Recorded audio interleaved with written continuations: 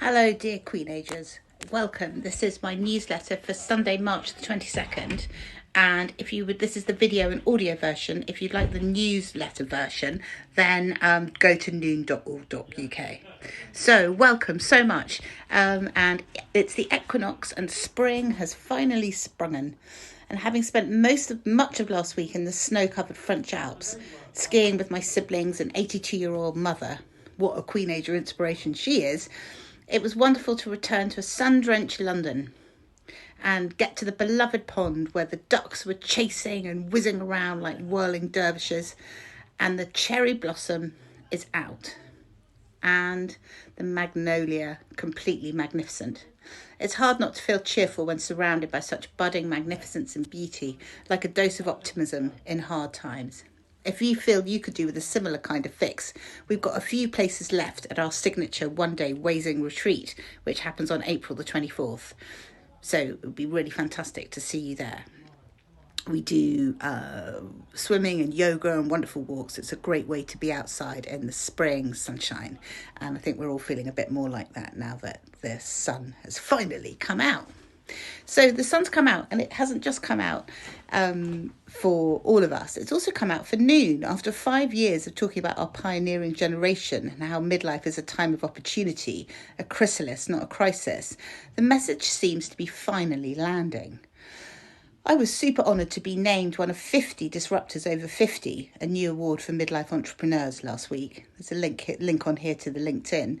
And we were also mentioned, Noon was cited as the authority in 3 different big articles last week. The first was in The Sun's fabulous magazine, which was all about women having trouble finding work at this point. They called them NER, not employed or retired. And our own Carrie-Anne Gould, who's the leader of our Bath Circle, was the main case study. And she was explaining how, after a very successful career, she was finding it increasingly hard to find the work that she wanted. And it's interesting that Noon is being asked to provide these kind of case studies all the time. So if that's something that interests you, do get in touch. And the second thing, which happened last week, which was really exciting, was there was a big Daily Mail banner headline on Thursday around the trouble with midlife husbands and how they seem to be giving up on life and themselves. There's a free link to the article actually in the proper newsletter.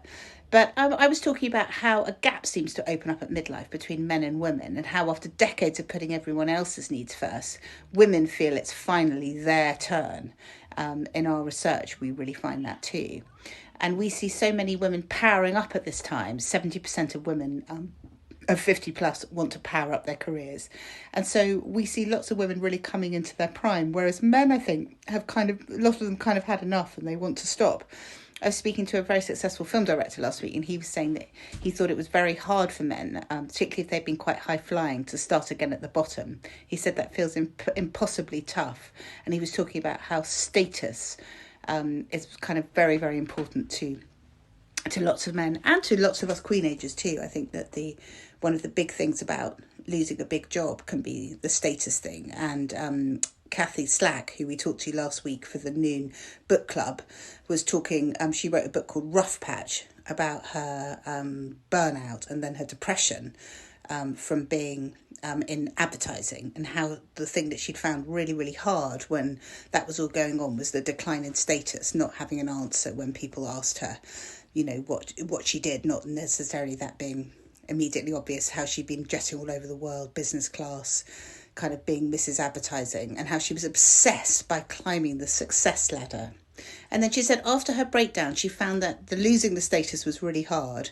But what had helped was shifting her mindset. She said she talked about shifting her mindset from one which was about climbing up ladders to one which was about thinking of life as a lily pond, where we spend some time on one leaf and then maybe we flop into the water and swim to another and spend a bit of time there. Thinking of life as spending time on a succession of different leaves rather than climbing a ladder, I think is really helpful. And she said that it had really helped her recover. I thought that was a really good piece of wisdom. And I love the honesty with which Kathy discussed herself and how she kind of felt that she'd regrown herself through her vegetable patch, and how the soil, working with the soil, had taught her patience, not to be a perfectionist, and also how small seeds can become, in her words, big radishes. She talked about really following what gives us joy, and she said that the reason why she'd got so excited about being in the garden was that it stopped the chatter in her head, which had become kind of unbearable during her depression. I really related to her ideas about the healing power of nature. I found also that shock and the kind of humiliation of losing a big job at 49.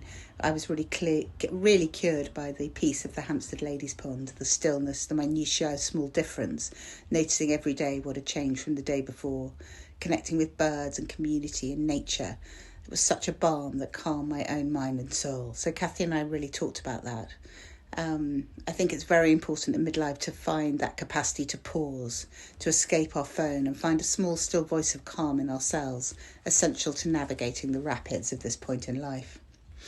And the third big thing that Noon was in the news for this week has actually come out today. I'm on the cover of the Mail on Sundays magazine, You magazine, talking about downsizing. I prefer to talk about it as right-sizing. And it's a piece that covers many of the themes that we've already been talking about today, shifting our mindset from one about achievement and status to one of purpose, resonance and personal goals. I've found in this process that often we already have everything we need for the next phase of our lives. We just need to repurpose our assets. For instance, I felt that all my financial Lego bricks were in my status house and that I was tied to a money-making grindstone because of the mortgage, and that after 30 years as a breadwinner, I had enough really of being a pit pony. Selling the house last year has really freed up time for so much more of the things that I care about, sitting in circle with all of you. It's been a kind of adjustment, sure, but it's certainly made me, and I think the rest of my family, much happier. But I do think that if you're thinking about these big shifts, think about them in phases. It's actually moving into a rental's turned into a boon because it's meant that we could refine much more where we wanted to go next. There may be some exciting news about that next week, but I don't want to jinx it by talking about it now. So whether it's redundancy, divorce, downsizing, menopause, or bereavement or health issues, all of these shifts are a natural part of Queenagerhood.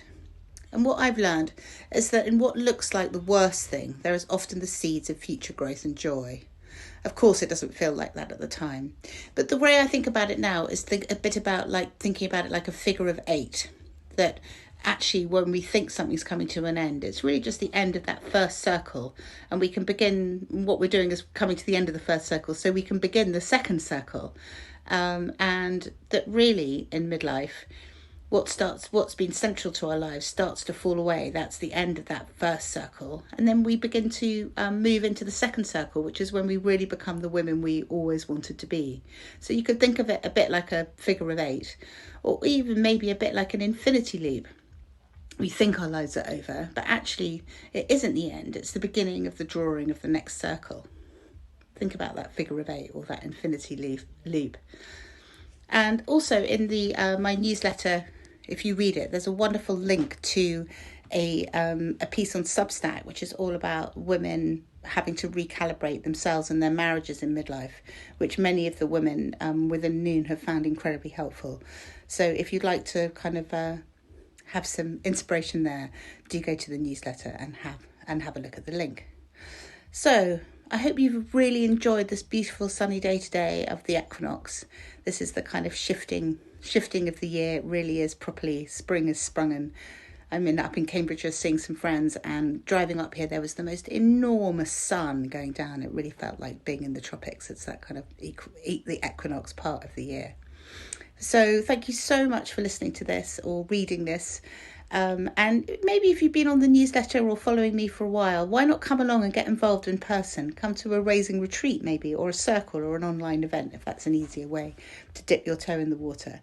But remember, we're here for you if you're going through a transition, and Noon is all about having fun. Thank you so much for listening and spending this time with us, and I look forward to seeing you really soon. Thanks so much. Bye.